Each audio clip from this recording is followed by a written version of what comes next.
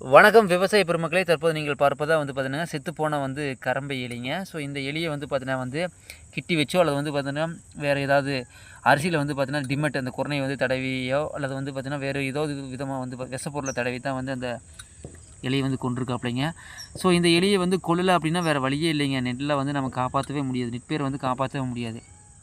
பூரா பார்த்தீங்கன்னா கடிச்சு ஒன்றுக்குமே இல்லாமல் சேதப்படுத்திடும். ஸோ அதனால் பார்த்தீங்கன்னா, இந்த எலிகளை கண்ட்ரோல் பண்ணுறதுக்காக தான் பார்த்தீங்கன்னா, இந்த மாதிரியான நடவடிக்கையில் அந்த விவசாயி ஈடுபட்டிருக்காரு. ஸோ இந்த எலி தற்போது சாலையில் எடுத்து விசிறிட்டு போயிட்டாப்லைங்க. ஸோ காலையில் பார்த்தீங்கன்னா, காக்கா குருவிகளுக்கு பார்த்தீங்கன்னா, அது இரையா மாறிடு.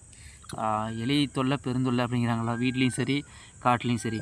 ஸோ எலிகளை நம்ம கண்ட்ரோல் பண்ணி தான் ஆகணும். வேறு வழி இல்லை. எலிக்கூண்டு அந்த மாதிரி நிறைய கூட வைக்கிறாங்க. ஒரு சில இடங்களில் எலிக்கூண்டு கூட வைக்கிறாங்க, வயல்களே வைக்கிறாங்க.